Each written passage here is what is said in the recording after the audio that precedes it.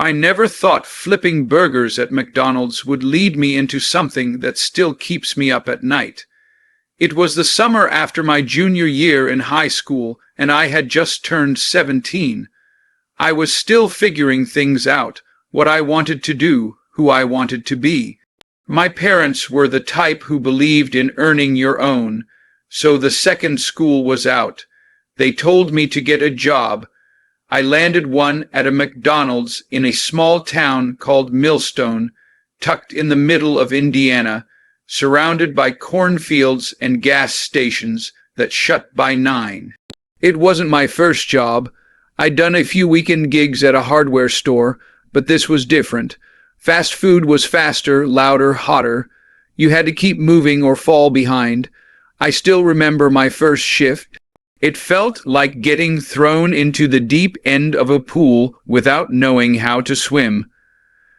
The smell of fries never really left your clothes, and customers could go from polite to pissed in under 5 seconds.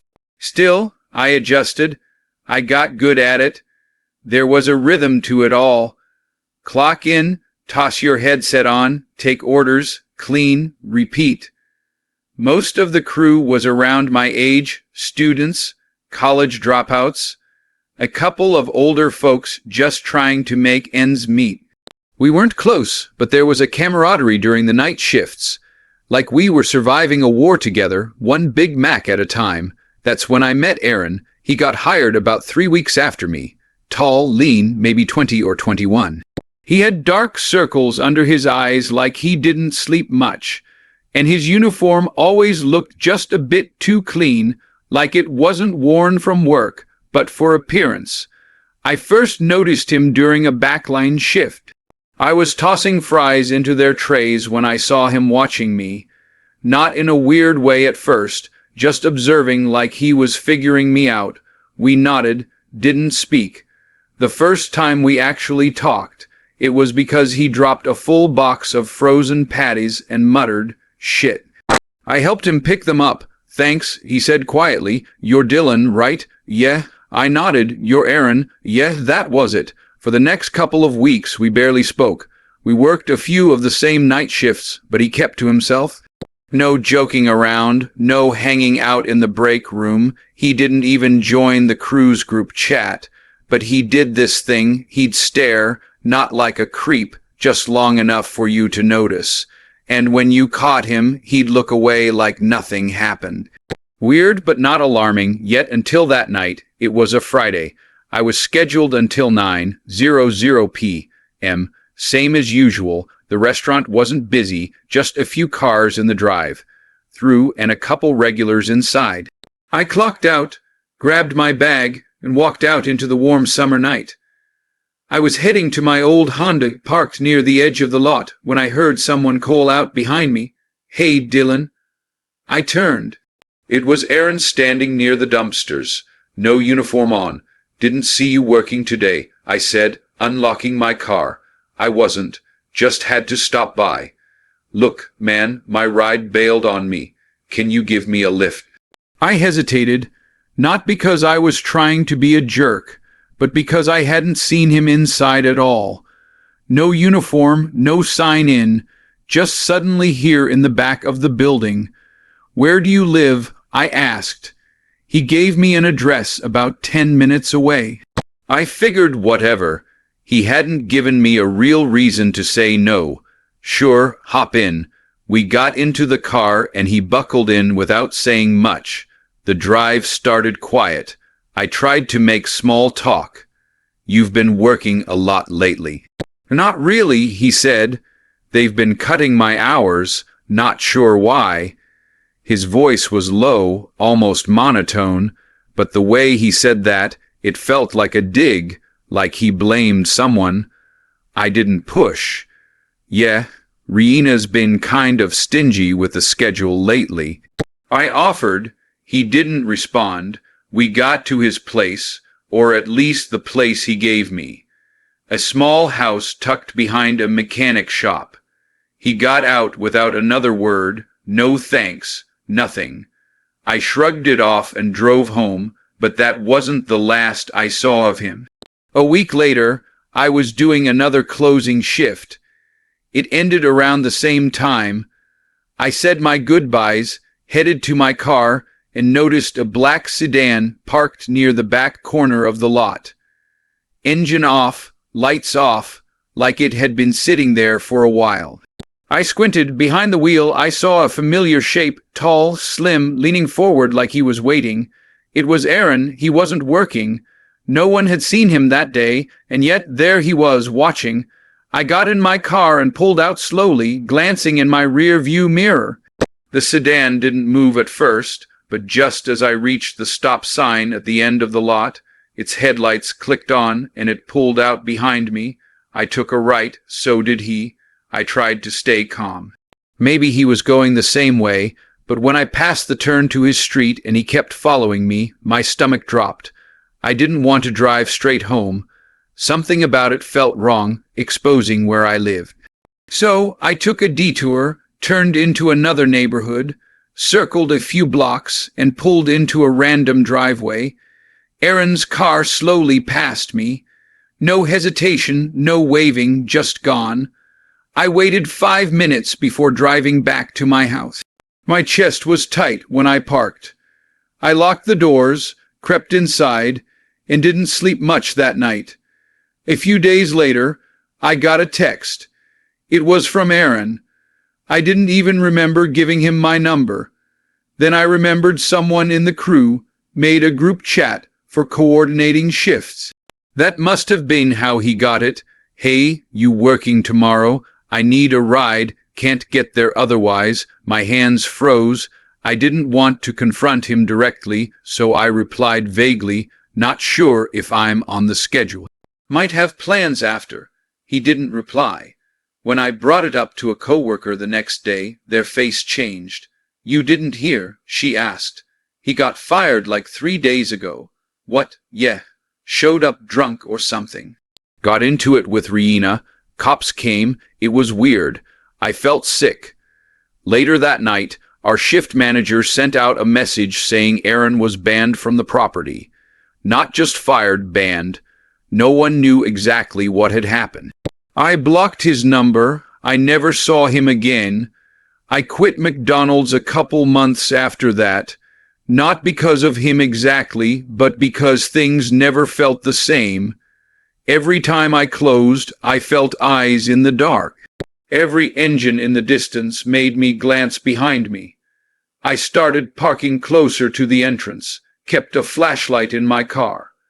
Sometimes I wonder what would have happened if I'd let him back in my car that day. What he really wanted, and why the hell he was parked in that lot watching. I wasn't planning to go out that Saturday, but the hunger was real. It was sometime in early spring, warm enough to ditch the jacket, but windy enough to regret it. I'd been cooped up in my tiny apartment all morning, half watching crime documentaries on YouTube while scrolling through food delivery apps that kept showing outrageous wait times. I live in a neighborhood near downtown Graybridge, a busy part of the city with heavy foot traffic and packed storefronts around 3 p.m. I decided I couldn't take it anymore. I needed food, fast, cheap, greasy. I needed McDonald's. There's a McDonald's on Silver Avenue, just a 15-minute walk from my place. It's wedged between a rundown liquor store and an always-closed shoe repair shop. You wouldn't think much of it, but it's popular, probably because it's open late and the food is consistent. When I got there, I immediately saw it was more crowded than usual. Not chaos, but the kind of packed where the AC barely mattered. A group of teens hovered near the counter, waiting for their shakes. 2 mothers were sharing a table while their kids ran wild. There were about 5 long lines, each snaking back from the registers, but the smell of fries and sizzling patties made it worth the wait. I joined the end of one of the lines, staring up at the glowing menu screen and already imagining biting into a Big Mac. The line moved slowly, but it moved. People shuffled forward, a rhythmic one-step every few seconds kind of motion. My stomach growled. I zoned out, watching the employees behind the counter, sweating, fast-moving, like they were performing a chaotic dance. The place buzzed, but something about it felt off. I couldn't place it yet. Just a whisper of unease in the back of my mind. Then it happened. A man brushed past the people behind me and approached my side, too close for comfort.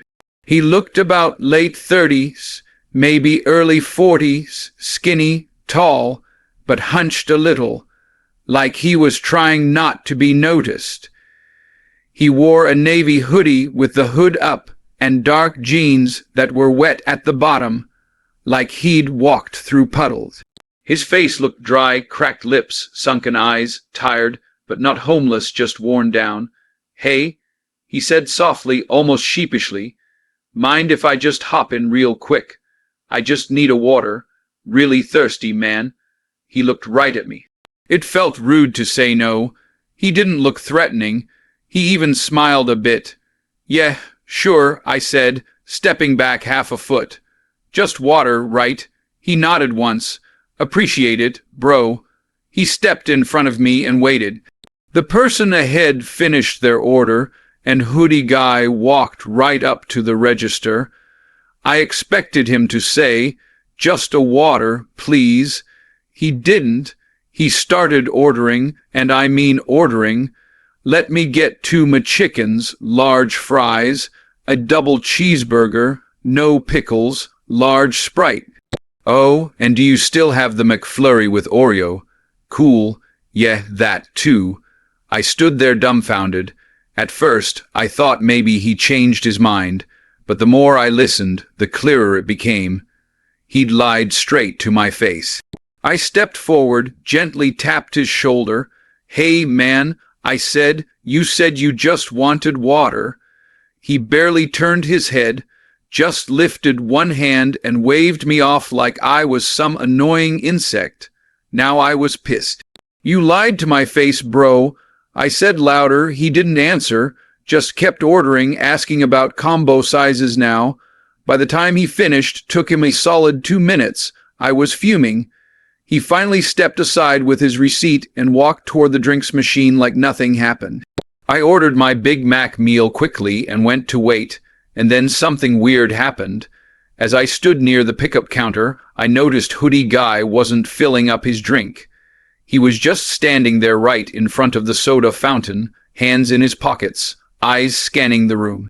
No drink, no cup, just watching. Not creepy watching, more like waiting. I confronted him again. "You know, if you'd just been honest, I might have still let you go ahead." I said. He turned to me slowly. His face had changed, no longer sheepish, just blank, empty eyes. "Plans change," he muttered. That's when he laughed. A short, dry sound like he was laughing at me, not with me. I shook my head and turned away. "You're a real piece of work," I muttered. I heard the hiss of soda behind me and the splash before I even turned. The man had thrown his drink on me. Ice, Sprite, the whole damn cup all over my back and hair. The restaurant fell into this eerie silence for a second. A few people gasped. I stood there sticky, stunned, wet. I didn't retaliate. I was raised better than that, but I was boiling inside. He walked away without a word. A teenage girl working the counter called my order. Somehow my food came out before his. I passed by him near the pickup counter, looked him dead in the eye, and said, "Look who got their food first, loser." That wiped the smirk off his face. I walked out half laughing to myself, despite how soaked I was. What a nutcase. But it didn't end there.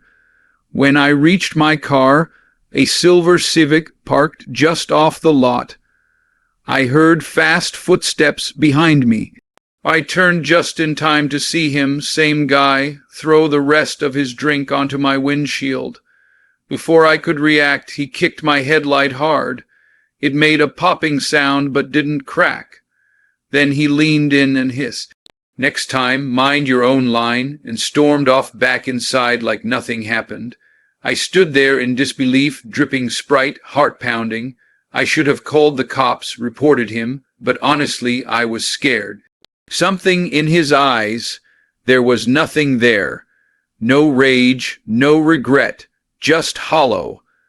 I haven't been back to that McDonald's since, and whenever I think about it, I realize it wasn't about food. That man, he didn't want fries or a soda. He wanted something else, control, power, a moment to make someone else small, and on that day he picked me. But here's the thing that really haunts me. A friend of mine who still goes to that McDonald's swears she saw him again. Same hoodie, same dead eyes, but this time he didn't just throw a drink.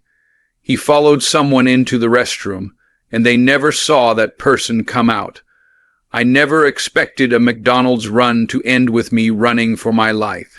My name's Jason Miller. I'm 29, live alone in a one-bedroom apartment on the second floor of a modest complex in Everett, Washington, a quiet city north of Seattle that most people either pass through or forget exists. It's not a dangerous place, not the kind of town where you look over your shoulder every time you walk outside. But maybe that's why this still sticks with me, because I never saw it coming. I work from home as a web developer, freelance stuff, contract gigs for small companies that need e-commerce sites or app design. The kind of work that never really ends. You're either coding, testing, or waiting on client feedback at weird hours. That day was already off to a rough start. My sleep schedule was messed up. I'd skipped lunch, and I had a tight deadline on a UI project due the next morning. Things were manageable until the Wi-Fi died. It was around 3:30 in the afternoon. One moment I'm checking code commits. The next nothing's loading. I refreshed, waited, rebooted my router. Nothing. I called my ISP and got put on hold with some robotic jazz music. After nearly an hour, they told me there was an outage in the area. Estimated resolution time, several hours. I stared at the screen in disbelief. I had too much work left and no time to waste. That's when I remembered the McDonald's a few blocks away. It's open 24 hours and has decent Wi-Fi. I'd gone there a few times before, mostly to grab food late at night after long coding sessions. It wasn't busy during the evenings, and I figured I could bunker down there for a few hours, finish up, and be home before midnight. So I packed up my laptop, tossed on a hoodie, and left around 6:15 p.m. The sun was already dipping below the trees, giving the streets that golden-orange glow that only lasts a few minutes. I walked fast, cutting through the usual residential path and crossing the empty strip mall parking lot. McDonald's was quiet when I got there. A few high school kids in one corner, an older man reading the newspaper, and a tire, dull-looking cashier behind the counter. I ordered a black coffee and a McChicken, found a booth in the far back corner near an outlet, and set up my gear. To be honest, it was kind of perfect at first. The Wi-Fi connected immediately, the coffee was hot, and there was just enough background noise to help me focus. I zoned in, hours passed, I barely looked up.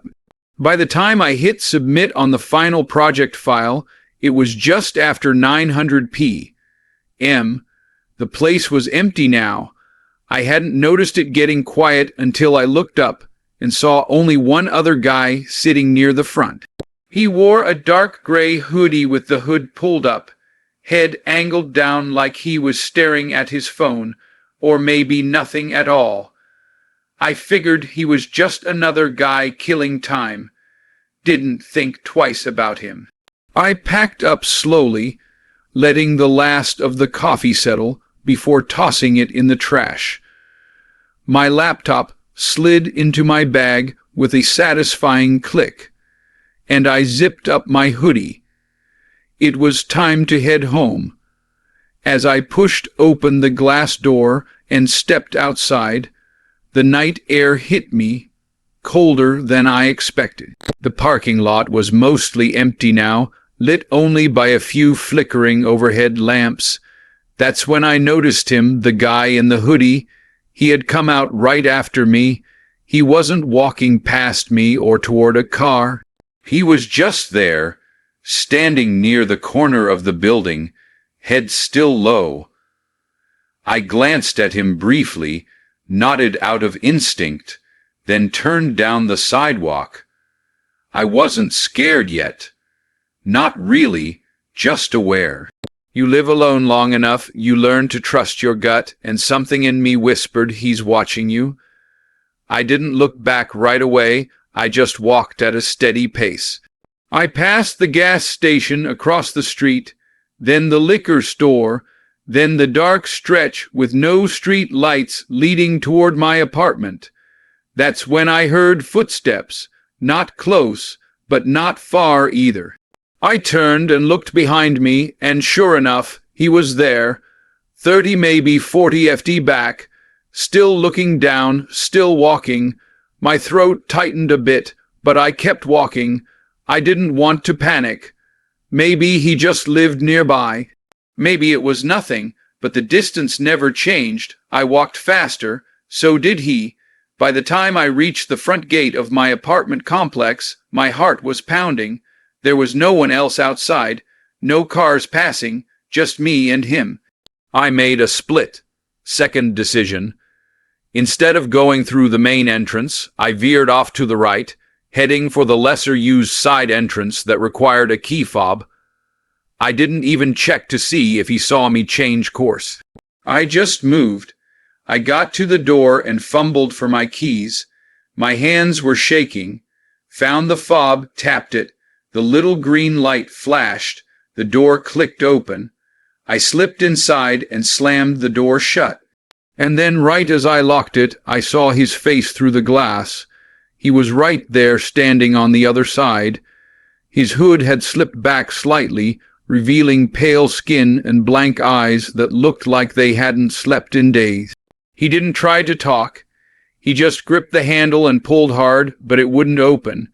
And then he smiled just a little, then flipped me off. I didn't wait around. I bolted upstairs 2 steps at a time and locked myself in my apartment, heart racing, chest tight. From my bedroom window, I peeked outside.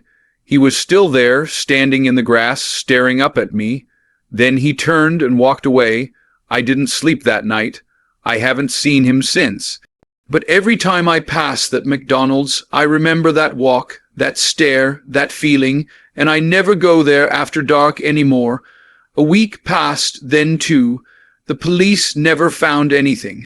I filed a report, gave them a description, but without a face caught on camera or a crime technically committed, there wasn't much they could do.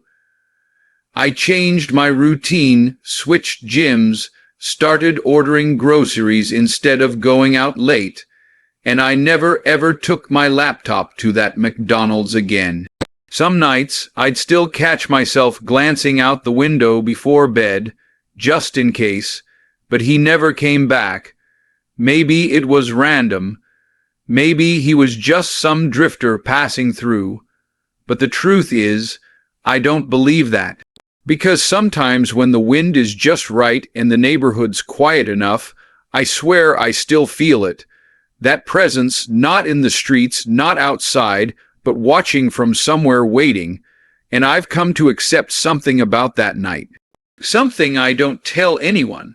I wasn't just followed. I was chosen, and I don't know why he picked me, but I'm scared one day he'll come back, and next time he won't stop at the door. It was still dark when I stepped out into the damp chill of the early morning, my breath visible in the cold air. The streets of Brighton Hill, a small suburban town nestled just outside of Vancouver, were nearly silent at 2:00 a.m., only the occasional flicker of headlights cutting through the fog. I worked the opening shift at a local McDonald's tucked beside an old gas station and a laundromat that hadn't been open in years. I wasn't new to this job. I'd been working there part-time for over a year while juggling my college classes. And though the graveyard shift wasn't ideal, it paid a bit extra. Plus, I liked my manager, Tanya, a tough but kind woman in her late 30s, with a sharp sense of humor and a strong instinct for keeping her crew safe. Normally, our opening time was 4:00 a.m., but sometimes we'd come in earlier if the overnight shift bailed, which happened more often than we liked. That night was one of those nights. Tanya had texted me earlier saying, "Come in at 2, we'll knock out prep early. Text me when you pull up, I'll let you in." As I turned into the lot, headlights sweeping over the rain-soaked pavement, I noticed someone. A man. He stood just outside the main entrance, not even trying to take cover from the rain. His hood was down, shoulders hunched forward, a cigarette glowing at his lips. His eyes locked onto my car as I pulled in. And for a second I hesitated. The way he was staring, it wasn't curiosity. It was calculating, cold, like he already knew me. There were no other cars in the lot. Why the hell was he out here at this hour in the rain with no jacket? I grabbed my phone with trembling fingers and texted Tanya here, some guy outside near the door. Seconds later, I saw her emerge from the back entrance with a black umbrella. She rushed toward me fast. "Come on, let's go," she said sharply, barely giving me time to lock my car. "Did you see him?" I asked. "Yeah," she muttered, glancing back over her shoulder. "Don't look, just get inside." We made it through the side door and locked it behind us. The rain was loud on the roof, but I could still hear the faint sound of the guy's voice outside. Low, steady, like he was talking to someone. "Maybe he's just waiting for breakfast," I said, trying to laugh at him. "Off, then why the hell isn't he in his car?" Tanya asked, pulling off her soaked hoodie. "And why was he looking at you like that?" She had a point. We didn't open to customers for another 2 hours. Until then, it was just me and her. The store felt colder than usual. I distracted myself by restocking the front, sauces, napkins, cups. Tanya disappeared into the office to run the morning checklist. About 10 minutes passed. I was refilling the ketchup bins when I heard Tanya call out, her voice tense. "Hey, come in here a sec." I walked into the office where she pointed to the screen. We had 4 security cams around the building, front entrance, side lot, back alley, and drive. Through, the man was still there. Now he was pacing. He pulled a phone from his pocket and began speaking into it. Spanish. It wasn't the most common thing in this area, but it wasn't unheard of either. "Can you understand any of that?" Tanya asked. "A bit. My dad's from Honduras," I replied. "Not fluent, but I catch things." I leaned closer, trying to make out the words through the grainy mic audio. Then I heard it. Head inside. My stomach dropped. "He knows it's just us," I whispered. "He just said he's going to grab us." Tanya's face drained of color. "What the hell?" she muttered, quickly grabbing her phone. "Go look through the lobby window. Don't open the door.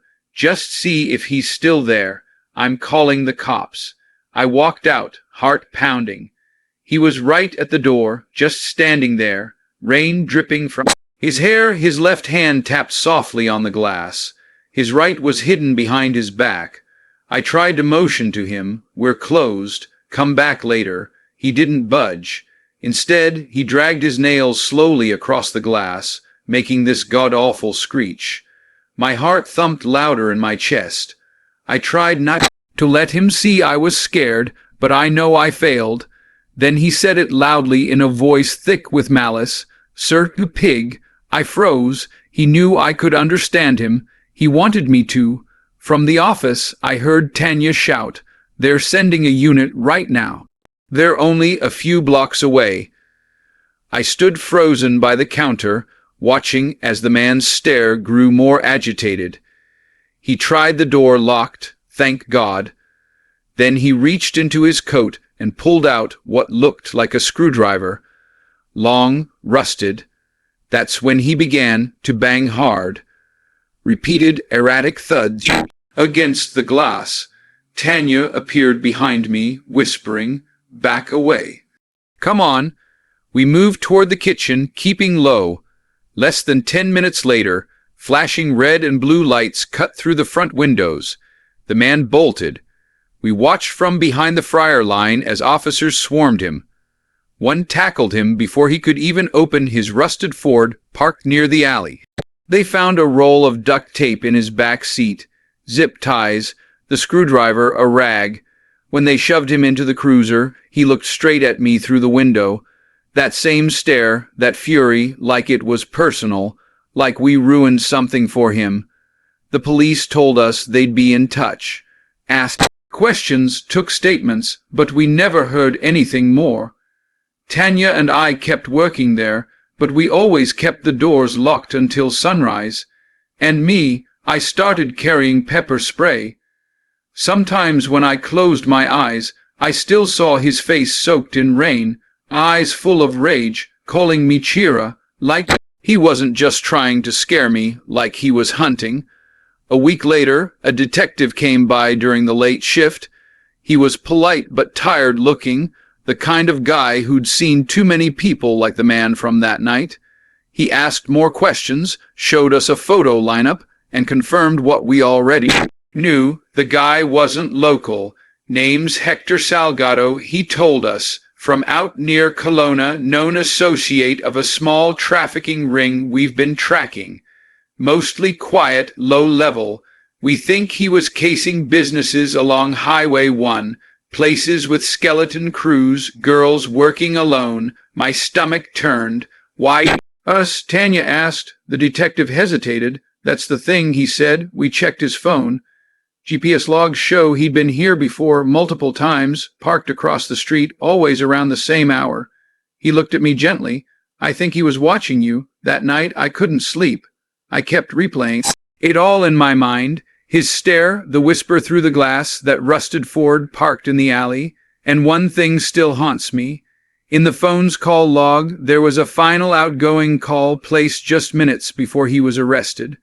No voicemail, no name, just a number. The call connected. Whoever was on the other end never called back, never got caught. I never expected something so small to haunt me for so long. Back when I was 17, I worked part-time at a McDonald's not far from where I lived in Woodlake, a sleepy working-class town where not much happened, and everybody knew someone who worked at the big Walmart down the highway. It was a routine job. I was still in high school, living with my parents, and McDonald's was only a 5-minute walk from our house. My parents liked that, said it was safe, easy to get to, and a good way for me to build responsibility. And honestly, I didn't mind. The money was decent for a high schooler. The staff was chill, and most shifts went by fast, especially in the evenings when dinner rush would slam us for 2 solid hours. By the time this happened, I'd been working there for about 4 months. I was used to the rhythm of the place, restocking sauces, wiping down trays, punching in Happy Meals with muscle memory. It wasn't exciting, but it was stable. I liked the predictability of it until that one night in December when everything started to feel off. It was a Wednesday. I remember that clearly. I'd had a rough day at school, 2 tests, and barely any lunch, so I was already on edge when I clocked in for my 400 p.m. shift. The lobby was quiet when I got there. Just a couple of older folks sipping coffee and a mom with her toddler finishing up a Happy Meal. By 6:00, the dinner rush hit us like a truck. The line stretched to the door. I was behind the front counter taking orders, trying to move fast without messing up. I had just finished ringing up a big family order when I saw her. She walked in like any other customer, except something about her made my brain do a double take. Maybe it was how deliberate she moved. She wasn't looking at the menu or the counter, just scanning the lobby, and then her eyes landed on me.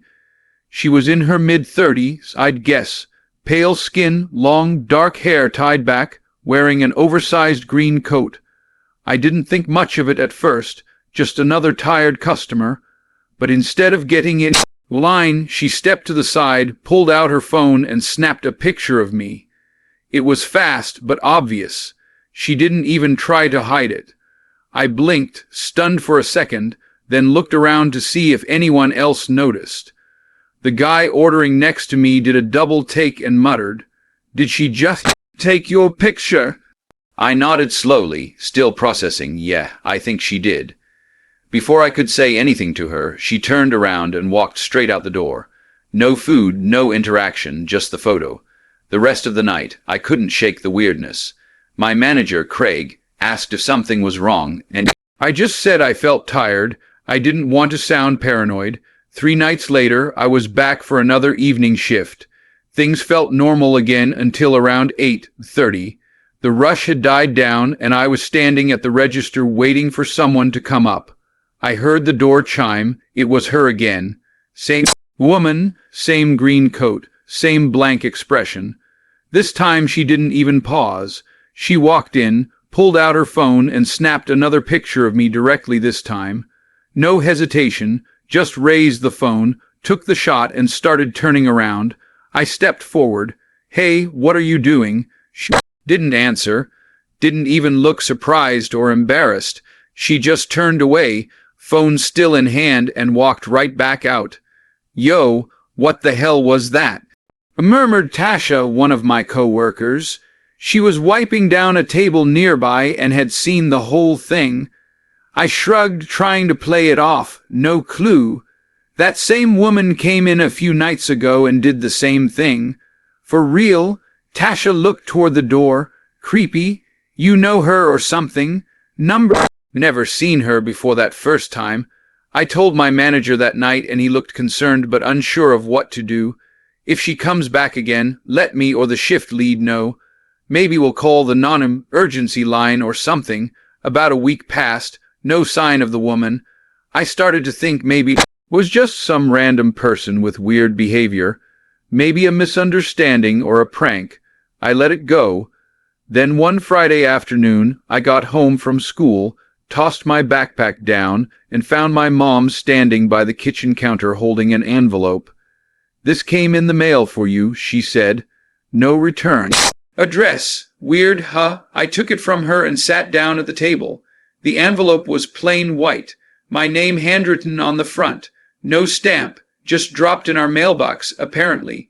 Inside were 2 photos. Both of them were of me behind the McDonald's counter working. One was from the night I'd first seen the woman, the other from the second encounter. I sat there staring at them, a cold feeling blooming in my chest. These weren't just random snaps. They were centered, focused, and clearly intentional. "What's wrong?" my mom asked. I hesitated. "Remember when I told you someone took my picture at work?" She nodded slowly. "This is from that." I handed her the photos and she frowned. This is creepy. Who is she?" "I don't know." We called McDonald's that night. Craig was off, but another manager, Rachel, answered. She remembered me telling her about the woman. "I'm going to check the cameras and write an incident report," she said, "just to have it documented." The next couple weeks crawled by with that gnawing feeling in my gut that someone was watching. I stopped walking to work and started asking my dad for rides. I checked behind me constantly, especially when locking up the lobby at night. The paranoia was sharp, like a sliver under my skin I couldn't dig out. Rachel followed through. She pulled the security footage from both nights. Sure enough, there was the woman, clear as day. The weirdest part, each time, she only entered the frame for about 15 seconds, just long enough to walk in, snap a picture, and leave, always focused on me. Rachel said she filed a report through the McDonald's incident system and also gave us a copy of the footage on a flash drive. My mom gave it to the local police. They said they'd look into it and suggested we file a formal report if the woman returned, but nothing came of it. No updates, no follow-up until Christmas Eve. We were running a skeleton crew, just me, Tasha, our cook, Louise, and the closing manager, Joel. It was quiet, a few last-minute drive-through orders. Most people were home wrapping presents or watching holiday specials. It was snowing hard by the time we started shutting down the lobby. Around 9:45, Joel asked me to take out the trash to the back dumpster. I hated that job in the winter, especially at night, but I said, sure. I bundled up, grabbed the bag, and headed out the back door into the alley where the dumpsters were. The snow was still falling, the sky glowing orange from the street lights. I was halfway to the bin when I heard crunching. Slow, steady footsteps in the snow. I stopped, turned around. She was standing at the edge of the alley, maybe 30 feet away. Same woman, same green coat, no umbrella, no hat, just standing there soaked with snow, hair clinging to her face. Her phone was in one hand, the other hung limp at her side. I froze. My first instinct was to run back inside, but something about her, some eerie calmness, kept me locked in place. She didn't move, didn't raise the phone, just stared at me like she was waiting. I took one step backward. That's when she finally lifted her arm and waved. A slow, deliberate wave, like we knew each other, like we were old friends. Then she turned and walked away, not in a hurry, not trying to hide.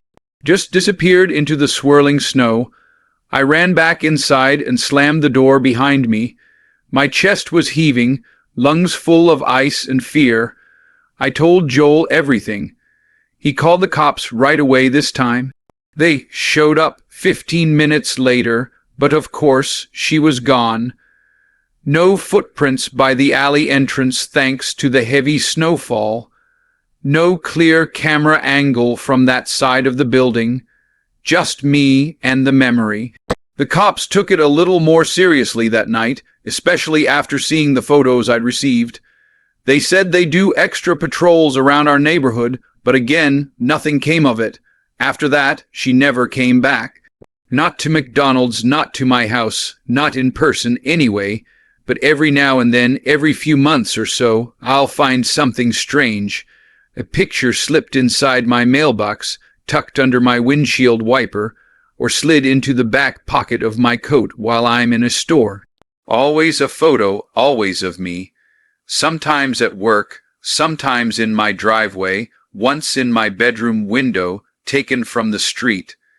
There's no message, no contact, no demand, just the photo. She's never in them. Only I am. I moved out of Woodlake when I turned 19. Different city, changed my number, got a new job, tried to start fresh. But even now, 10 years later, I still check my mailbox with a little hesitation. Still peek out my blinds before going to bed because I never found out who she was. And something tells me I never will, but she knows me, and she never stopped watching. I wasn't the type to scare easy. By the time I started college in fall 2009, I had already grown up in a rougher part of Indiana, where you learned pretty quick how to mind your business, trust your gut, and always check your back. But I'd moved away for school, got accepted to Northern Pine State University, a small campus in a sleepy town called Ashburn, tucked between cornfields and worn-down highways. It was the kind of place where folks left their front doors unlocked, and even the cops waved at you. You'd think that kind of quiet would bring comfort, but what I learned that year was that horror doesn't need noise to be loud. It can creep up in silence. It can sit across from you in a fast food joint and smile like everything's fine. Back then, I was 18, first year away from home. I lived in a shared dorm on the east side of campus. My roommate Dana was a chain-smoking sophomore who barely attended class, but somehow still passed. We weren't close, but she was cool enough. The friends I did get close to were mostly from my English comp class.